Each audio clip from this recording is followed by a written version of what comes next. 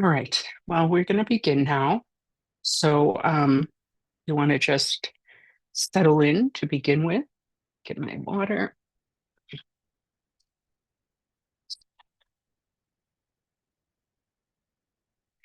Getting mind and body together.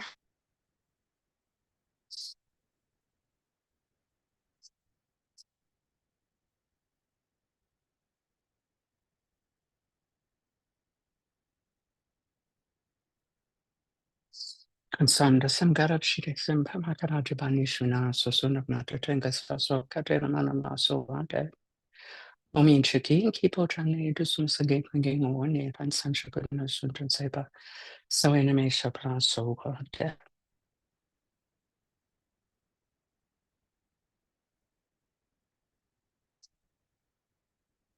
So now we want to develop our bodhicitta motivation, first of all. So, just to remind you, for those of you who know already, and to introduce you to those of you who don't know yet, bodhicitta is the Sanskrit word. Bodhi means awakened or enlightened, and citta means the mind and heart together. So, this word signifies the wish to attain enlightenment for the benefit of all sentient beings. This is a big reflection on my glasses. Sorry about that. I don't know how to fix it. Actually, it's really bugging me. So hang on one second. I shall read.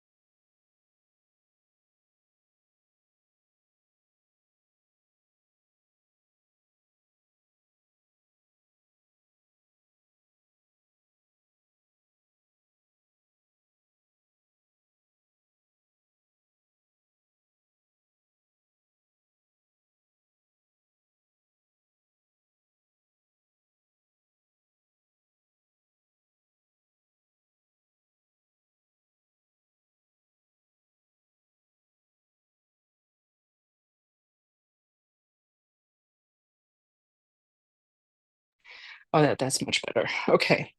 So I'm glad I got to do that because I got to save a bug at the same time. So all right. So bodhicitta, the wish to attain enlightenment for the benefit of all mother sentient beings. And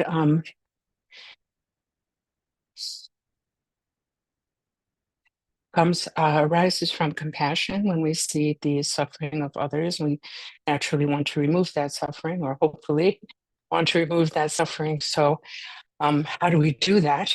We do that by dealing with the cause. So the cause of suffering ultimately is this really fundamental ignorance. Okay. Ignorance about what? Ignorance about the nature of reality, the nature of the self, how things actually are in truth. And this causes us to act improperly, and then cyclic existence just keeps going. So, understanding that cause, we strive to attain enlightenment, removing that cause within ourselves and helping others to do the same. Um, so,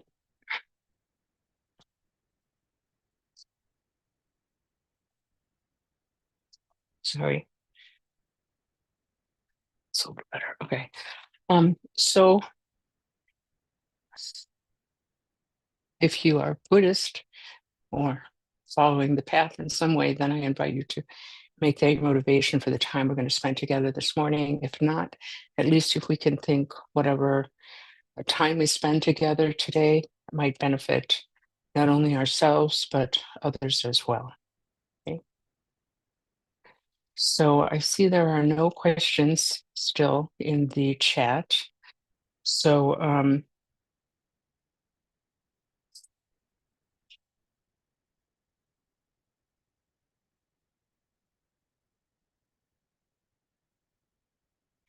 a lot of things I could talk about.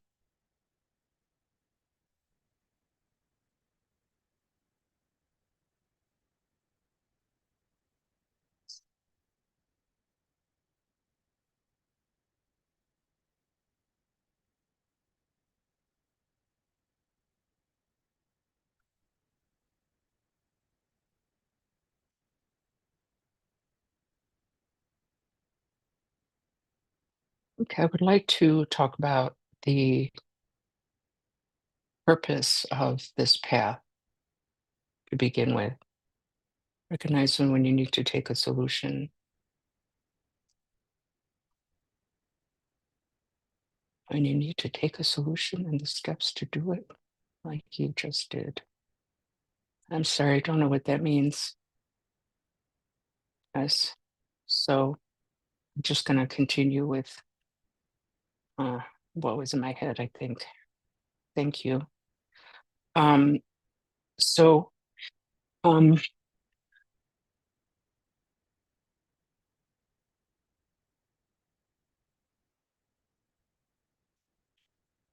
what is the purpose of this path? Is it to um, feel better or feel better about ourselves or be more relaxed or be cool or like Buddhism is a little bit chic now. Mostly make mindfulness is chic, but Buddhism is still kind of in people's good graces for the moment. Is it to satisfy our cultural um, not cultural, our intellectual thirst? Because there's a tremendous amount of really interesting, rigorous philosophy in this path that could keep your mind busy for the rest of your life, just trying to understand it. Why do we? Why did the Buddha even lay out this path, and why have people been practicing it since, 600 BCE? It's a really valid question, and it's worth looking into for ourselves mostly, honestly, and not trying to judge other people's purpose or motivation. So if we go back to the time of the Buddha, um, he was born a prince among, a lot of wealth. I'm not going to go into the story. You can easily find it anywhere. Um, but the point that I wanted to make was that the Buddha at one point saw that there was a lot of suffering in this world, and he wanted to figure out how to remove that suffering for himself and for others, and not just temporarily, but for good. And that's why he left all the comfort in the palace and went to try to discover that truth. Okay, so that's the main point, actually, that we need to think about and that we should examine with any kind of Buddhist practice or teaching. If you follow it back from the simplest teaching or practice, simplest teaching is what? The first teaching of the Buddha, the Four Noble Truths, yeah, truth of the truth of suffering or dissatisfaction, the truth of the cause of suffering, the truth of the cessation of suffering, and the truth of the path which leads to the cessation of suffering. It's only that, how to remove suffering. Yeah. If you look at the most basic practice, mindfulness or breathing practice, that also leads to removing of suffering. If you look at the most advanced teachings on emptiness and Dzogchen and subtle energy channels and Keirim and Zogrim and all these things, it's still, you follow that line back, is to remove suffering. So that is the point. Okay. And if we get lost, because in the Vajrayana in particular, because it can be kind of, you know, can have kind of a lot of curlicues, right? Uh, it can look very sort of complex, exotic, colorful, hard to understand, all these kind of things. If we look at that, uh, or if we're practicing that and studying that for a long time, especially, um, we can start to wonder sometimes, like, wait, what? What am I doing? Why am I visualizing this crazy scene and there's lights going everywhere? What's happening? If you find yourself in that kind of doubt, then just work it back. Oh, why am I doing this practice? Right? Because it's helping me to understand the nature of reality, or it's helping me to purify my negative karma, or it's helping me to generate more compassion. Well, why do I want to do those things? Right? That's leading to the cessation of suffering for myself and others. You know, I mean, I'm taking these kind of big jumps, but you can take this smaller path step by step back to that point. And then we're always keeping our, I don't want to say anchor, what is the word for that? Kind of like I don't know, like balance point or ground, you know, for what are we doing so that we don't get completely lost in spiritual materialism, right? It's a great book by Chogyam Trungpa Rinpoche called Cutting Through Spiritual Materialism, which talks about this kind of thing in more detail. It's very insightful. So we need to look at that. Okay, like that is the reason that we're practicing. Yeah. And if we get caught up, and here I'm talking again about Vajrayana practitioners, you know, if we get caught up in kind of like, oh, you know, I got to do my altar and I got to do these prayers and I got to accumulate these mantras and I got to do this, that, and the other thing. And I should go to these teachings and I should go to these empowerments. And like, why? You know, again, this is why. And this was set out the way that it was set out because enlightened beings figured out that this was the most skillful way to progress on the path to achieve freedom. Freedom from what? Freedom from ignorance, freedom from suffering once and for all. And we have to take responsibility for ourselves. And this, again, is a really important aspect of Buddhism and something that I appreciate a great deal, which is independence, being independent. Yeah. Um, so, you know, people see sometimes the so-called guru disciple relationship. Yeah. And they think, oh, this maybe is some kind of cult, or that's weird. And I don't want to put myself into someone else's hands and let them have power over me. If they're thinking that way, they don't understand it even a little, even a little. Yeah.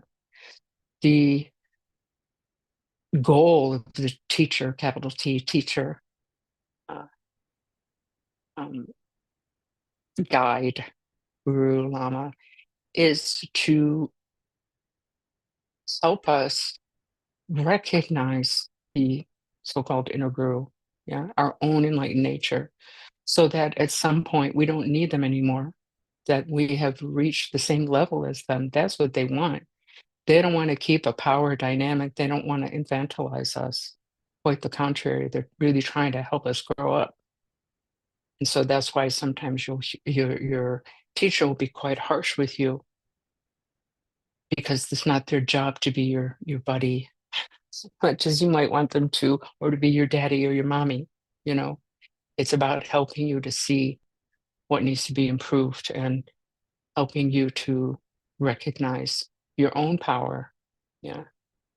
To the point where the higher teachings say, you know, like even if like you should become so convinced and you should be so like imbued with the teachings and the practice that even if all the Buddhas themselves came up and said you were wrong, you would know you were right. You know, so I mean that's a little bit dangerous to say if someone's kind of egotistical, right, and is not advanced at all, but it just gives you some idea of this idea of independence. Yeah, we had this wonderful teacher, so fortunate to have this teacher come in my first 3-year retreat in 1990. His name was Tetsuen Zangpo Rinpoche, and he was one of the greatest scholars in the Nyingma tradition and a very kind of grandfatherly figure, very warm, very kind. And he gave us a lot of teachings in that retreat. And I remember him saying, you know, don't give your nose rope to others. So nose rope is like, you know, that ring, like in an ox, right? You put the ring in the nose and then you put a rope through it and then you can lead the ox wherever you want, right?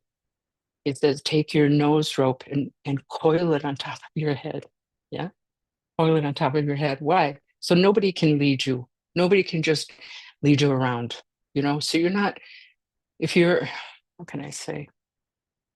So you're not swayed like grass in the wind, by every emotion that comes around, by every desire that comes around, by every habit that comes around. So these are the kind of internal things, right, that we allow to take advantage of us, that we become enslaved to, and that, um, make our lives miserable in the end, right? He's saying, don't do that. And externally, we can let society, our family, our friends also influence us in negative ways. So, like, why are you going on that retreat? That's such a waste of time. Why don't you come to Cabo with us? Or why are you practicing? Or um, why are you trying to be kind to that person who was so mean to you? This kind of pressure, right? If we're the only one in and this happens so much in the West, right? Because we're not a Buddhist society. Usually our families are also not Buddhist. Often our friends are often not, right? So we can feel a bit like an outcast. Yeah.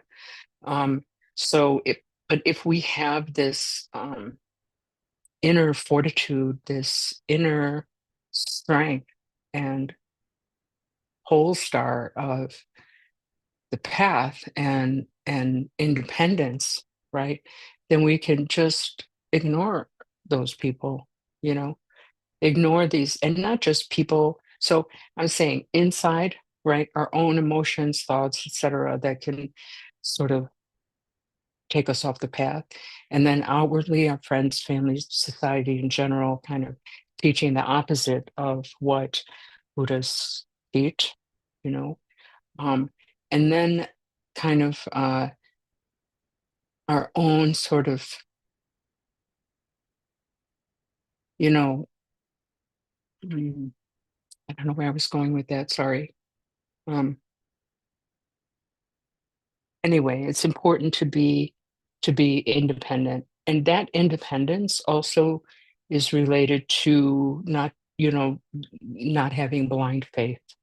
Yeah, it's so important that we don't have blind faith, that we test everything for ourselves, that we try to put these teachings into practice ourselves, so that we ourselves are convinced. So once we are convinced ourselves experientially through study, reflection, and meditation, then we cannot be swayed, even by ourselves. We can't be swayed. Yeah, because we're certain of it, because we know it. Whereas if we just swallow it whole without examining it, it's very weak. It's just resting on the surface. Yeah. Well, my teacher said this. Well, I read this in a book. Well, the Buddha said that. Who cares? You know, if you yourself are not convinced, that's just gonna disappear at the first sign of difficulty. Yeah. So there's all these methods on the path, from the foundational path, um, called Theravada or Hinayana path, to the Mahayana path, which includes like Zen and um, Chinese Buddhism and like Pure Land Buddhism, to the Vajrayana path, which is typically known as Tibetan Buddhism, which is slightly problematic because you don't have to be Tibetan to do it. Anyway, um, uh, all of these paths have like the tools necessary to help us progress on this path. Okay. So if we're wondering, like, what is the point of this path? Again, the essential point is removing suffering for ourselves and others. That's always going to be the essential point. And then any parts and pieces of that path are ways in which to do that. Do you understand? So ways in which to remove suffering for ourselves and others. So if you take something like just mindfulness or breathing practice, for example, if we're always distracted, if we're always just being led by the nose, right, by all of our thoughts and emotions, then that's just going to cause suffering. And we're never going to be able to be free. Yeah. Because those habits are born out of ignorance, ignorance about the nature of reality. Those habits are born from ego clinging, from believing in the inherent existence of the self. Those habits are rooted in um, self-centeredness. Yeah. And all of those things are going to cause suffering.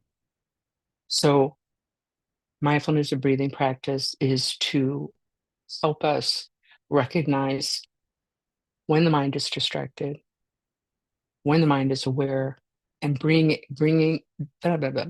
able to bring our mind back from distraction into awareness. Yeah. Then other practices like um, Tonglen practice or the practice of exchange uh, is specifically for developing compassion, which we need in order to be free, in order to attain enlightenment. Cannot do that without compassion. We cannot do that without awareness. Yeah. So when we do that kind of practice, we are turning ego clinging or self centeredness upside down. Is typically we're about putting ourselves first and kind of taking care of ourselves in a negative way, meaning like just making sure we have the best of everything and who cares what anybody else needs or thinks, you know.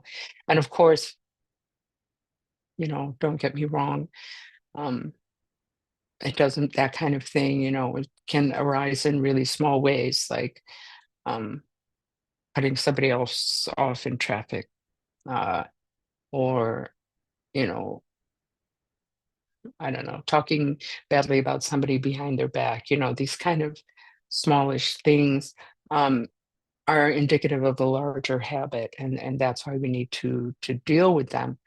Uh, um, but practice like Tonglen, where in this practice, what we're doing is we're breathing in the suffering of others and we're breathing out relief to them. So we're taking on the suffering of others and we're giving them our own happiness, which is exactly the opposite of what we normally do if we're not aware, if we're not thinking, if we're not trying to practice compassion for others and so forth. Yeah. Um, so that kind of practice has that purpose. Why? Remove the suffering of ourselves and others, right? If we are just going to continue our habits, our usual way of being, then we're never going to get out of cyclic existence. Yeah. We're just not going to. So we can think sometimes like we're doing ourselves a big favor by yelling at someone or, you know, not practicing or, um, you know, being selfish in some way. We can feel like, well, that person deserved it, or, well, I need this break, or whatever. But ultimately, if we really think about it, we're harming ourselves. And the reason we're still in this mess of cyclic existence is because we haven't dealt with these habits. Yeah. So we need to um, do practices like Tonglen to uh, make that a reality in our own mind. Yeah.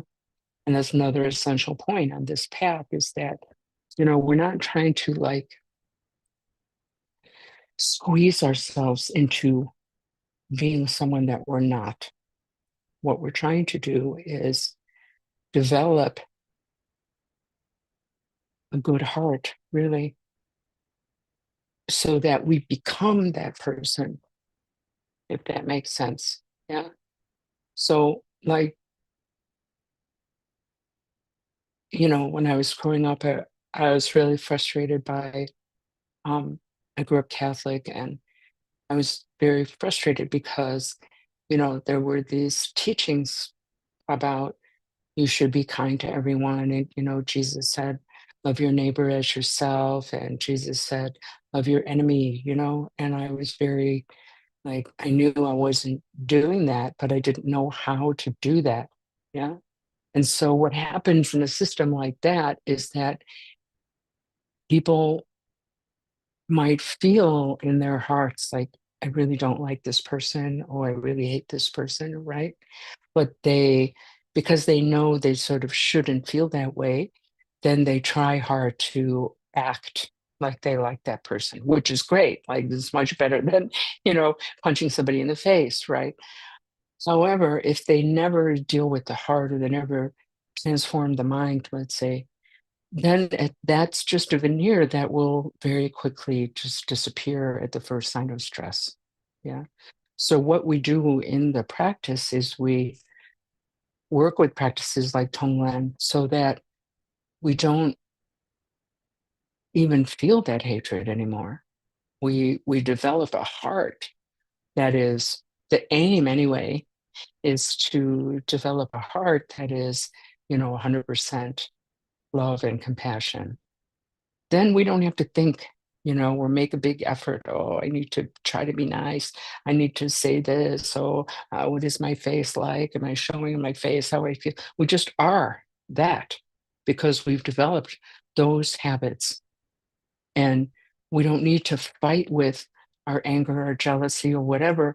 We just need to focus on developing um, the opposite of those things. So, developing patience. We work on developing patience and love and compassion, then the anger will just go away, because patience has like taken its place. I hope that makes sense. Yeah. So ultimately, removing suffering for ourselves and others.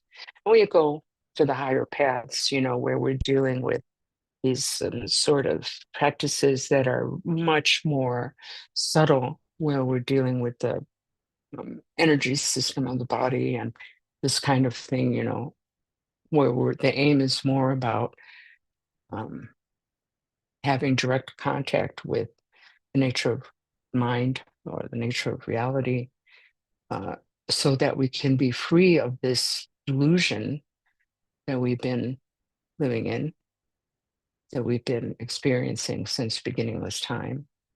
And that leads to enlightenment, freedom from suffering once and for all, intense, immeasurable wisdom and compassion. And this is the thing that will help us to benefit others. Yeah. So there are, what do they say in the teachings? Typically 84,000, I think, is a number that they give, that, they give often. I can just kind of take that as a lot. It's a lot. Okay. So like 84,000 teachings, 84,000 methods, so we can always find something that resonates with us, something that we can do as individuals, and something that we can use to progress on this path um, towards enlightenment, yeah, once and for all, as Rinpoche says. So it's kind of a lot of rambling there, but anyway, I hope that made some kind of sense. And I think sometimes it's just helpful when we get a little bit bogged down with um, lack of motivation, maybe, and we're trying to understand the point. Maybe we can consider these things. Yeah. All right, so time to practice. So we're going to do some mindfulness or breathing practice. I'll talk about the posture, and then the actual practice, and then we'll do some of the practice. Okay. All right. So if you are sitting on the floor or on your bed or whatever, just cross your legs in whatever way is comfortable for you. If you're sitting in a chair, just please have your feet flat on the floor in front of you. If you're a little short, you can put um, pillow or cushion or something under your feet so your feet are flat. All the other instructions are the same. So you want to have your hands palms down on your knees, or palms up like that, just resting in your lap, or your fingers touching and your thumbs touching like that in your lap. Arms are relaxed. Back is straight, but relaxed. So back of the neck is also straight. So your chin's going to be tucked in a little bit. Shoulders should be back a little bit. Okay. Mouth is closed but relaxed, tongue resting on the roof of the mouth. Breathing through the nose. Eyes are open, looking down at with a relaxed lowered gaze. Okay.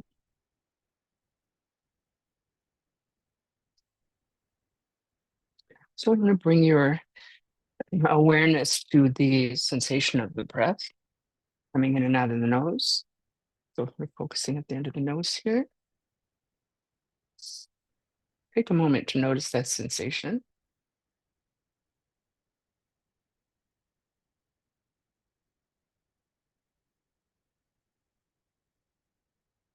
So what we're doing with the mind during this time is trying to keep a continuous, relaxed awareness of that breath, of that sensation, and letting the thoughts just come and go like clouds in the sky.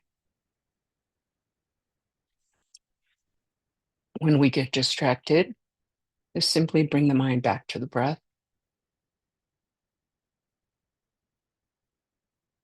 Start again.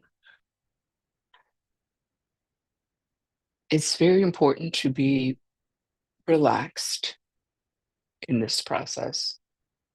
If we are, the body, this posture supports the mind in meditation because of the mind-body connection.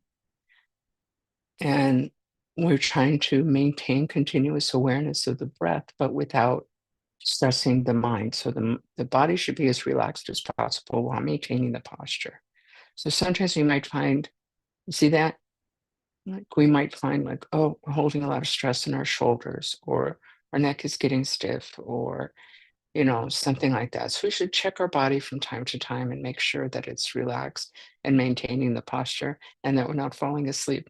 Okay. Then mentally, we want to give a lot of space to these thoughts. We're not trying to stop thinking. We're not trying to push them away, just letting the thoughts be. And we're trying to avoid running after them. Okay. So that's our habit that we need to work with, is to run after all these thoughts and emotions and take them as real and take them as concrete, and you know um, let them lead to another thought, which leads to another, which leads to another, and then we're completely distracted. That's what we're trying to avoid. What we want to do is just notice that thought. If we want, we can label it thinking, come back to the breath. Okay. So we also need to watch our own being as a whole and see where we're at. Like if we're really feeling like the mind is really dull and we're sort of sleepy, in that case, then we want to open our eyes really wide, look up, look out the window for a moment, make sure that we're really sitting properly. And we want to put our hands in like this posture, which is a bit tighter, right? And it's going to kind of wake you up a little bit more. Um, Make the body cooler. So if you're wearing a sweater, you have a blanket or something, take that off. Make the room brighter if you can. That's of course assuming that you have control over those things. If on the other hand, you're feeling really speedy and tense, and you want to do the opposite of those things. You want to close your eyes. You want to take this posture, palms down on the knees. Make your body warmer, make the room darker. You can close your eyes, this kind of thing. Yeah. So I can't tell that. Obviously, even if I was in the room with you, I wouldn't be able to tell where your mind is at. So that's up to you. We have to check ourselves from time to time. Where's my posture? Where's my mind? Yeah. Um, how am I feeling? Really tense or too dull? Then make the correct adjustments for that. And then we got to be careful even doing that, right? Because we can feel really tense and then I'm going to close my eyes and then suddenly we're sleeping. So we want to avoid that. We also want to really pay attention to the attitude that we have so that we're not too judgmental on ourselves. Yeah. A lot of times what happens is people will start to sit and they'll get distracted and they'll bring the mind back, and then they'll get distracted again, and then they'll bring the mind back, and then they'll get frustrated. I keep getting distracted. I've been meditating for so many years and I'm still getting distracted. I hate this, or I'm a terrible practitioner. Why can't I do it? None of that's going to help. None of that's going to help, man. Got to just be very gentle, very relaxed, very kind of nonchalant, you know? Oh, I got distracted. Okay. And bring the mind back. Ziegler Rinpoche says, like, every time you realize you got distracted, that's a victory. Like, that's the point of this practice, right? So rather than saying, ugh, I got distracted again, we should think, wow, cool. I recognize I got distracted. I'm doing good, you know? And you bring the mind back. Okay. So let's begin that now. There's mindfulness of breathing practice. So we have the posture. We bring awareness to that sensation of the breath at the end of the nostrils, coming in and out, trying to maintain continuous, relaxed awareness of that, letting the thoughts come and go, bringing the mind back when it runs away. Okay? Please begin that now.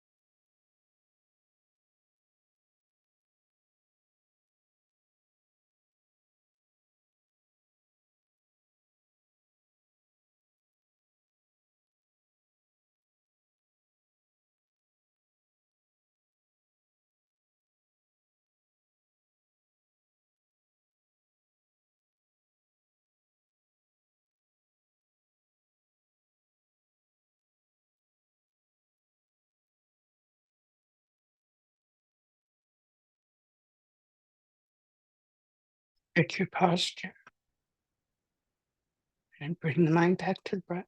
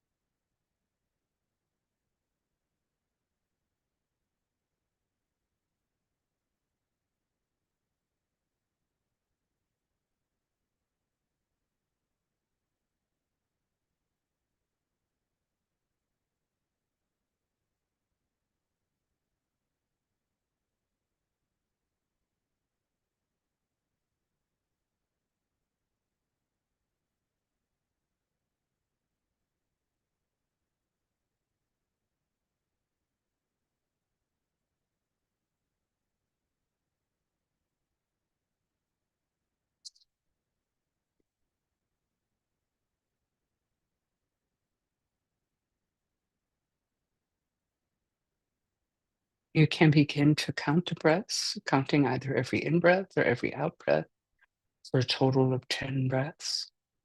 Counting helps us to realize more quickly when we've gotten distracted. So that's the purpose. If you don't want to count, you don't have to. But if you do, I recommend at least trying it. So let's say you get to 4 and you get completely distracted. Just bring your mind back, start again at 1. You get to 10, don't let that distract you. Just start again at 1. So please begin that now if you like.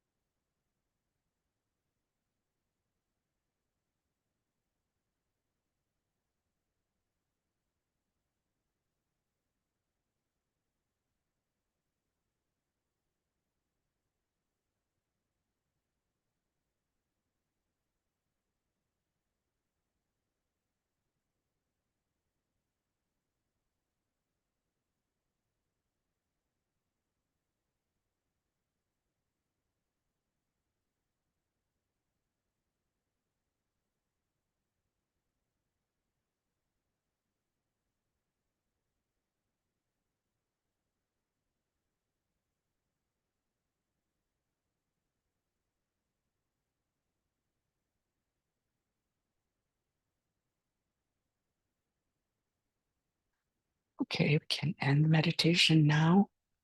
And we're going to do the closing prayers.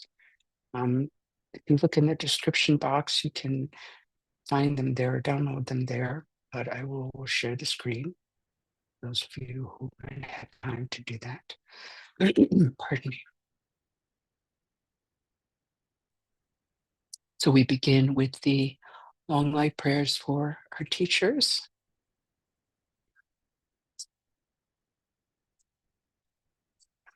I'm trying to get rid of this thing. Okay. All right. So we start with the Dalai Lama and then the one under that, and then the next column over. Okay. We just say these in Tibetan. Anriyo kuwe shinkansu kandang dewa malu tuene generasi wanten sinken soye sape gaba tu tengyo shi om swasti chime kempe kanon yambaru kunga se chen se se puntawa nitro dun sanam ke no bucho se che na we shaki da su so om swasti se la gam so chen ma ten jun and seeing that say you true Kamawa, Samsung Nadre Gyoko Datane, Lapchantan to Shaitan Tage Show, Lama Kunkam Sambo Soa that Chutu could say Rima Soa that Fine Kashin Geba Soa that Lama Dandre Wa Meka Chingi Lo. Now, on the next page, we do the first prayer here, once in English, once in Tibetan, remaining 3 prayers just in English, and then the 100-syllable mantra. So we have a little minute, so I just want to take time. I haven't explained this prayer for quite some time, so I want to explain it. So the first line here is, by this merit may all attain omniscience. So merit is the sort of positive karma, if you want. It's any kind of virtuous act that we do creates merit. So this is something we really need, tremendous stores of merit and wisdom in order to attain enlightenment.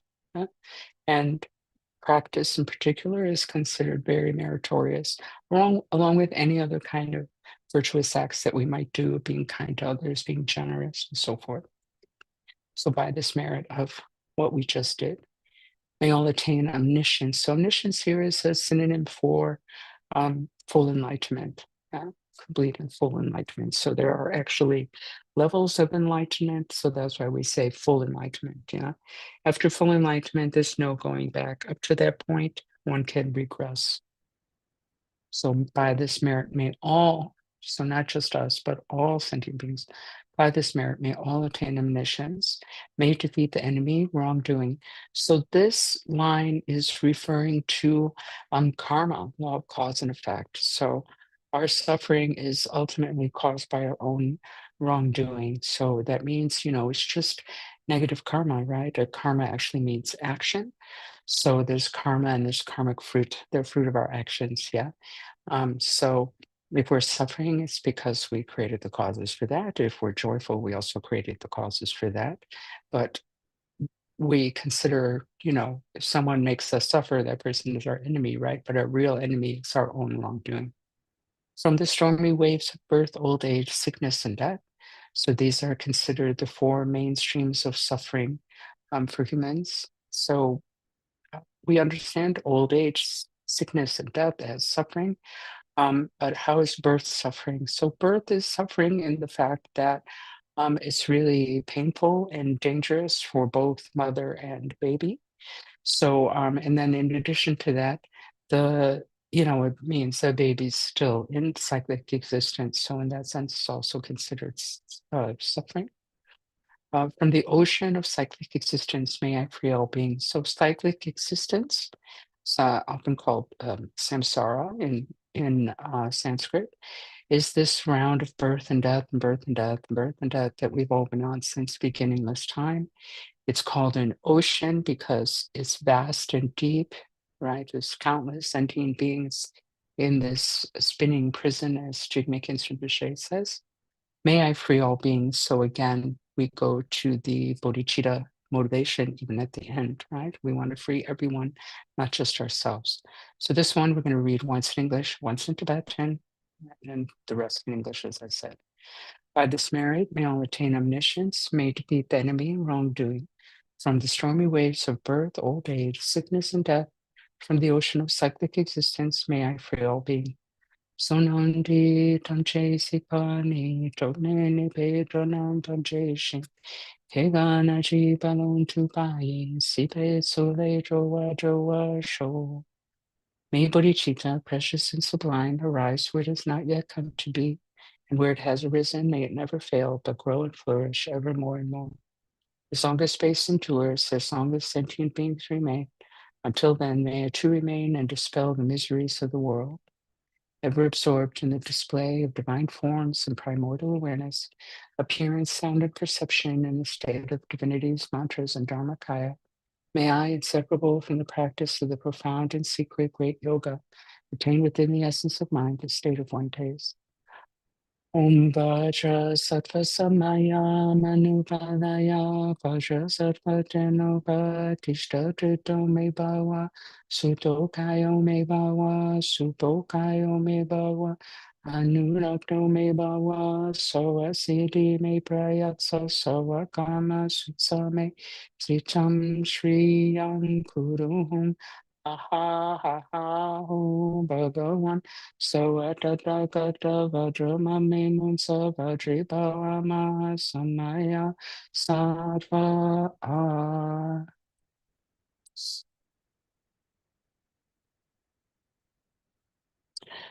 Okay, so before I let you go, I just want to make a couple of announcements. Tomorrow is Buddha Day, so we're going to be doing the Buddha Sadhana together on Zoom only, not here. Okay, so you can find the links for that in the description box below. I also want to say, and I don't know if I've ever said this, but because I always forget, but if you're not subscribed to our channel, can you please do that? And also, if you like the videos and if you comment, it helps to drive some more traffic here so more people can have access to the Dharma. So if you want to do that, that would be great. If you're able to make a donation, we definitely need it, and they are tax deductible because we are a 501c3 nonprofit organization. So please consider that so we can continue offering the Dharma. Sign up for the newsletter if you haven't already. There will be one will be coming out soon, I promise. And we'll be starting some new classes towards the end of September. So keep a lookout for that and sign up for those classes. And we'll also have retreats and the usual stuff that we always do. So thank you again so much for joining us this morning. Please check out the links below and join us tomorrow at 11:30 to do the Buddha Sadhana together, okay? All right. Thanks, everybody. Bye. See you later.